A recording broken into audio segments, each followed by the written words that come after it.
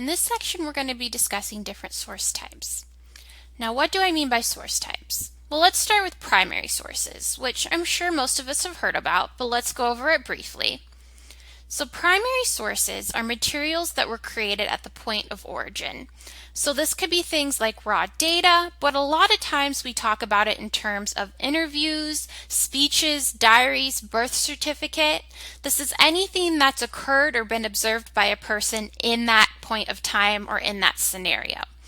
So depending on the type of source, I would say something like a diary, an interview, newspapers written at that time, all count as a primary source. You want to keep in mind that is a first-hand observation.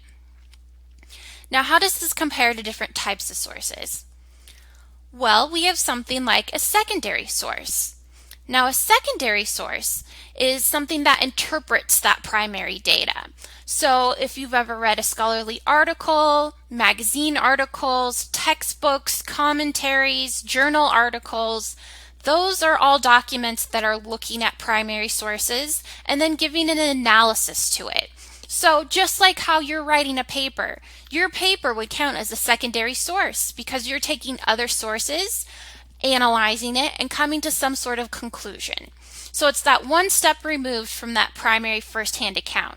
Instead, it's been maybe weeks or days or years after this event has occurred, and now we're really examining it and giving an interpretation or trying to basically give an analysis of what had occurred.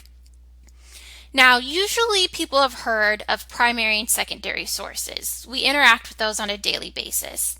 But the source type that's going to be the most important to you is tertiary sources. And this we don't talk about as often.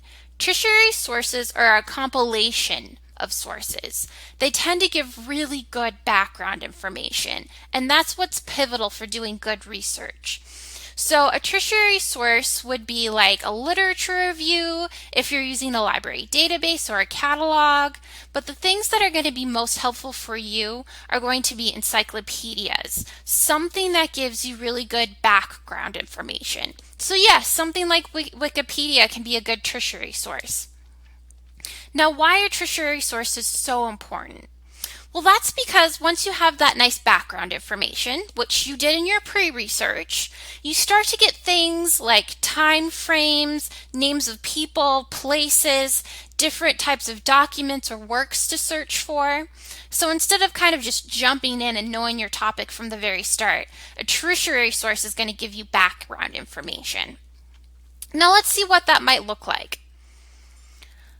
From this point of view, you want to start with a tertiary source because it's the very last thing that's published. This might look a little odd, but really it's a pivotal part in being strategic in your searching. So the way things are published, first we're going to have that interview, that diary, someone might write an interpretation or analysis of it, and then another person, maybe a librarian or an archivist, has gone through and summarized that information, made a compilation of lists that store it all in one place. So if you start with the tertiary source, someone's already done the hard work of kind of going through all that information and picking out the key parts. Once you can identify what those key parts are, it'll be easier to find that journal article, easier to find that diary entry, because it's already been collected somewhere and noted as being on that topic. Let's take a look at what that might look like. So I'm going to direct us back to this SFCC Pacific Northwest History Guide.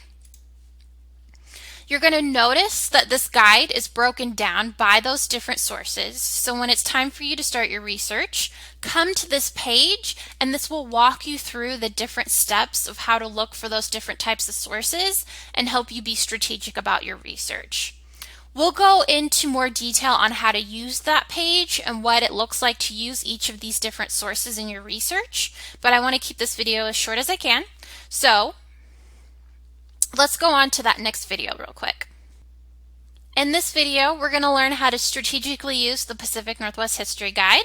So I've pulled together a lot of resources for you in this area for history research. It will save you time and effort.